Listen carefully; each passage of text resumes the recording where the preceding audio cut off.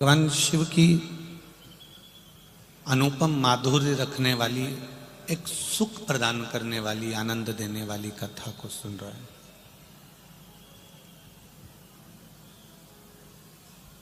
छोटा सा मनुष्य का देह है, मानव का शरीर है,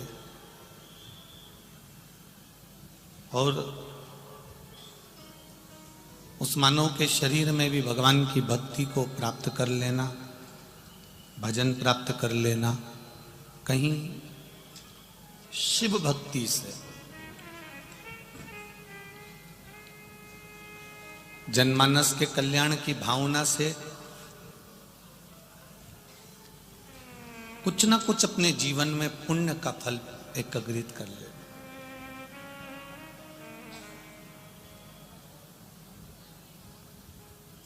जिसको भोजन की जरूरत है उसे भोजन दिया जाए तो श्रेष्ठ लगता है।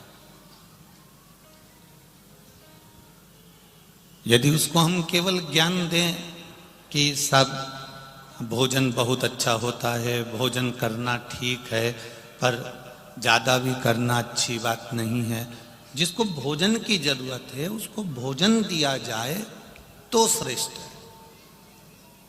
उसको ज्ञान दिया जाएगा भोजन के समय पर तो वो लेगा नहीं, वो प्राप्त नहीं करेगा।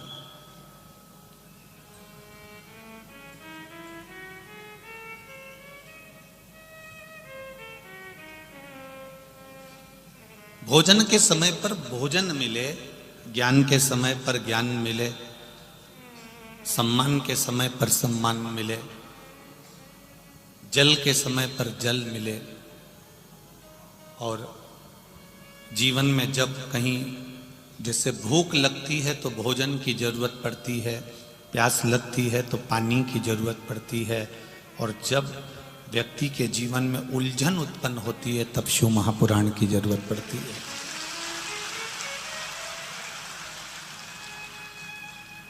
एक बात अपने जीवन में उतार कर रखना, एक अपनी बात और एक अपना हाथ,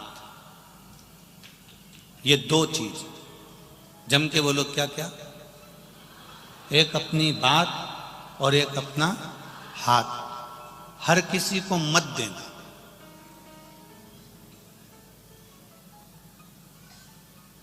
तुम्हें दुख हुआ और तुमने जाकर पड़ोसन से अपनी बात कह दी तो पड़ोसन कौन सा अच्छा काम कर लेगी? तुम्हारे को कुछ 1-2 तोला सोना दे देगी क्या? अरे बोलो तो जम के, नहीं देगी ना। अब तुमने जाकर अगर अपनी सास की बुराई भी कर दी, अपने पति की बुराई कर दी, अपने परिवार की बुराई कर दी, तो कोई इसको सुधारने वाला नहीं है, और उल्टा हंसेंगे, शब्द कहेंगे। तू तो रोज शंकर जी के मंदिर जाती है, तू तो खूब शिव जी की कथा सुनती है, उसके बाद भी तेरे ऊपर दुख है। तो शिव महापुराण की कथा कह रही है, दुख तुम पर आया है, तकलीफ तुम पर आई है, कष्ट तुम पर आया है। जैसे भूख तुम्हें लगी है तो भोजन भी तुम्हें ही करना है, प्यास तुम्हें लगी है तो पानी भी तुमको पीना है, छींक तुमको आ रही है तो छींकना भी तुमको है। तुम पड़ोसन से कह दो कि मेरे बत्तल का तू छींक ले, तो वो छींकेगी। या तुम्हें खांसी चल रही हो तो तुम पड़ोसन का पति से क्यों खांसो खांसो, और तुम चुप हो जाओ तो वो खांस लेगा क्या? नहीं। भूख तुम्हें लगी है तो भोजन भी तुम्हें करना है, पानी की प्यास लगी है तो पानी भी तुम्हें पीना है, छींक तुम्हें आई है तो छींकना भी तुम्हें है, खांसी तुम्हें आई है तो खांसना भी तुम्हें है, और दुख तुम पर आया है तो उसको मिटाना भी तुम्हें ही है। तुम्हारे भजन के बल कलयुग केवल नाम धारा, और सुमर सुमर नर उतरहि पारा।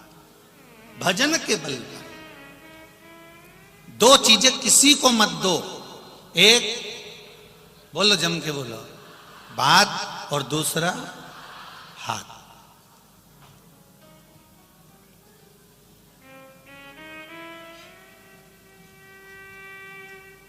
अब किसी को तुमने हाथ दे दिया, देखना जरा मेरे भाग्य में क्या लिखा है। अब जो लिखकर भेज दिया, जो उसने रचा वो यहां लिखा, और लिखकर अगर भेज दिया तो कोई उसको बदल सकता है क्या? जम के तो बोलो नहीं। उससे कह तुम बदल के बताओ, तो वो फिर अंदर से चक्कू लाएगा, फिर इधर से रेखा काट के इधर से चक्कू से खींच देगा, या इधर से काटेगा इधर से खींच देगा। नहीं हो सकता। भाग्य उसने लिखा है, तो भाग्य बनाने वाले ने अगर भाग्य बनाया है और उसमें अगर दुख लिख दिया है, तो उसको दुख को मिटाने वाला कोई दूसरा नहीं होगा। आपका कर्म आपको भोगना है। इसलिए भजन के बल को बढ़ाना और अपनी मेहनत को बढ़ाना, अपने कर्म को बढ़ाना, अपनी व्यापार व्यवसाय कर्म जो कर रहे हो उस कर्म को बढ़ाना। जितनी मेहनत रोज करते थे उससे दुगनी मेहनत चालू कर दो और भगवान पर विश्वास चालू कर दो, तो अपने आप तुम्हारे भाग्य की रेखा बदलना प्रारंभ हो जाएगी। अपने आप बदल।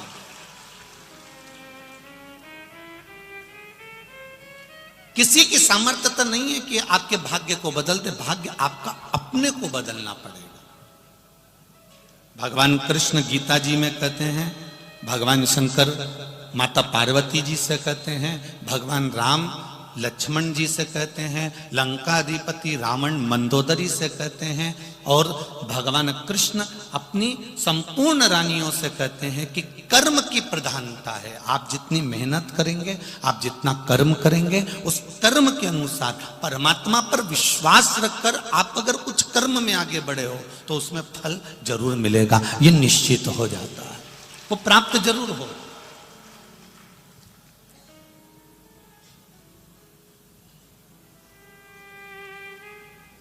घर में बैठ के केवल आंसू बहाने से मेरा तो कोई साथी नहीं दे रहा, मैं तो बड़ा दुखी हो गया, मेरी जिंदगी तो यूं ही बेकार हो गई, ये बोलने से कोई साथ नहीं देगा। ये कहने से कोई तुम्हारा पक्ष नहीं लेगा। ये आंख के आंसू पोंछकर तुम्हें अपने कार्य के प्रति जागरूक होना पड़ेगा। तुम्हें जाना पड़ेगा, मेहनत करना पड़ेगा।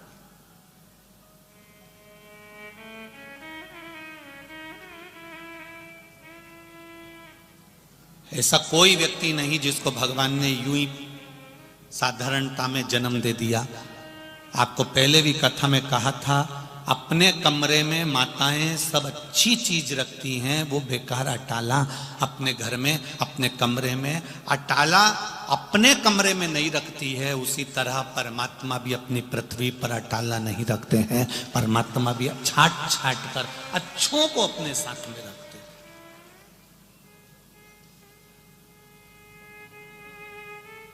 किसी के आगे जाकर अपने दुख का रोना मत रो।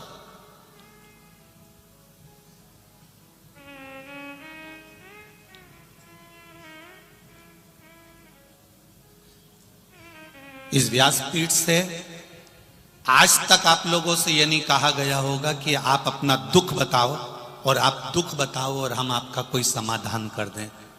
बोला कभी ऐसा कि आप माइक पकड़ो और अपना दुख बताओ कि मैं इस चीज से दुखी हूं और गुरुजी कोई उपाय बता दो? तो अगर आपको माइक पकड़ा कर कहें कि आप अपना दुख बताओ और हम उसका उपाय बताएं, तो हमारा भी तो जीवन में ये मनुष्य का शरीर है, हम पर भी कोई दुख होगा। फिर हम किसके पास जाकर कहें कि हमारा कोई उपाय बता दो? दुनिया में अपने कर्म को स्वयं काटना पड़ेगा। रामदास जी का हरण क्यों हुआ? मां जानकी को वन वन क्यों रहना पड़ा? भगवान कृष्ण को अपना गांव छोड़कर दूसरे गांव क्यों जाना पड़ा? दूसरा गांव जाने के बाद भी छोड़कर द्वारका क्यों जाना पड़ा? जब वो परमात्मा थे तो फिर क्यों गए? उनको भी तो अपने कर्म का भोग भोगना ही पड़ा। हम पहले भी कथा में कहते हैं, भगवान से नहीं डरना, मत डरो। वेद और पुराण से नहीं डरना, मत डरो। धर्म और शास्त्रों से नहीं डरना, मत डरो। संत साधु से नहीं डरना, मत डरो। माता पिता से नहीं डरना, मत डरो। घर के बुजुर्गों से नहीं डरना, मत डरो। पर इतना याद रखना, अपने कर्म से जरूर डरना, क्योंकि कर्म का भोग तो परमात्मा को भी भोगना पड़ता। राम जी ने छुप कर मारा था उस बाली को, कृष्ण अवतार में उस बाली ने छुप कर मारा था भगवान कृष्ण के चरण में। सीता जी ने एक चिड़िया कैद में रखी, माता जानकी को कैद में रहना पड़ा। ये कर्म का भोग है जो मनुष्य को भोगना ही है। अपने कर्म को स्वयं काटना। आप अगर पड़ोसी के यहाँ जाकर कह भी दोगे, आप किसी से जाकर बोल भी दोगे कि मुझे ये दुख है, आप किसी से जाकर कह दोगे कि मुझे ये तकलीफ है, तो क्या वो तकलीफ मिटा देगा? अरे बोलो तो जम के, नहीं मिटाएगा। कहीं कहीं का तुम्हारे पास में आकर कह दे मेरे पास में ऐसी भभूति है, ऐसी बेल है, ऐसा सामान है कि मैं तेरा दुख मिटा दूंगा, मैं तेरी तकलीफ मिटा दूंगा, तो चक्कर में मत आओ। ये दुख तकलीफ स्वयं को मिटाना पड़ेगी। और स्वयं कैसे मिटाओगे? कर्म को कर कर, मेहनत को कर कर, और भगवान शंकर की भक्ति पर विश्वास रखकर जब तुम आगे बढ़ोगे तो अपने आप कर्म के करते करते आपका दुख मिटता चले जाएगा। स्वयं को मिटाना। किसी को कह भी दोगे ना कि मुझे दुख है, वो आपका दुख नहीं मिटाएगा। चलो एक प्रैक्टिकल करके देख लो। अपनी पड़ोसन से जाकर कहना, जिसको तुम अपनी सारी बात बताती हो, जिस रिश्तेदार को तुम अपनी सारी बात बताते हो, उस रिश्तेदार से एक बार 1-2 महीने बाद जाकर कहना मुझे 10 लाख रुपए की जरूरत है, तू दे दे।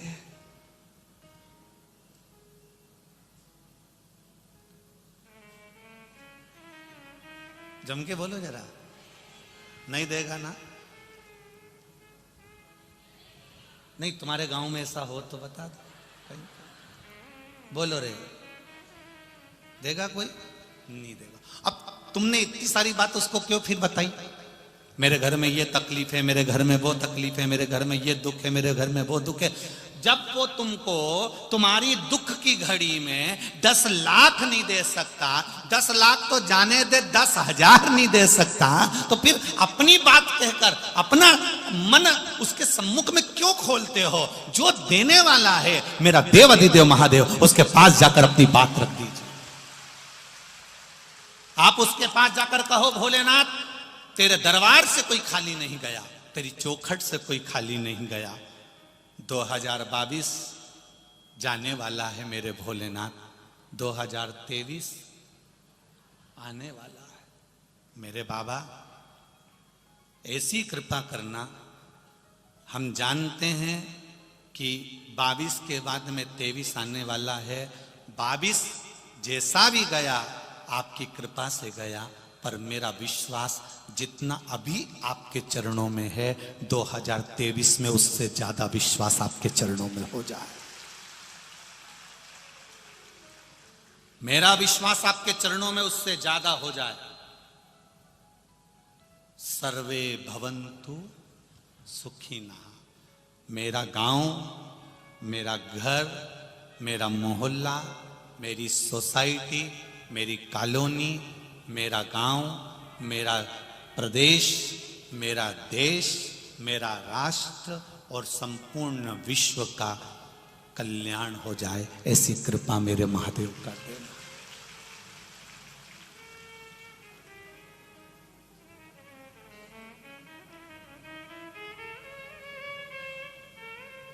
नया वर्ष,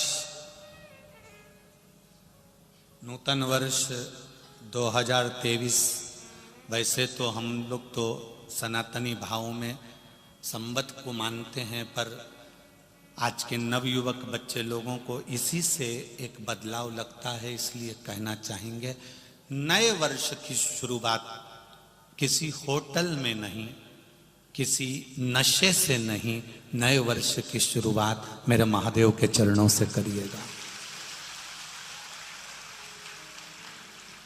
मेरे महादेव के चरणों से करिएगा।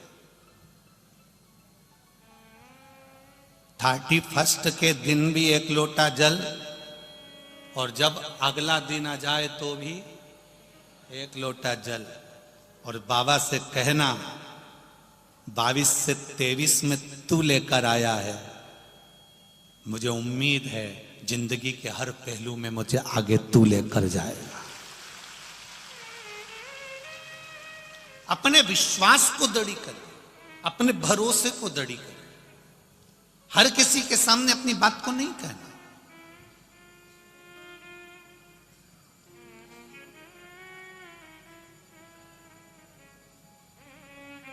क्यों अपनी बात को हमारे किसी के सामने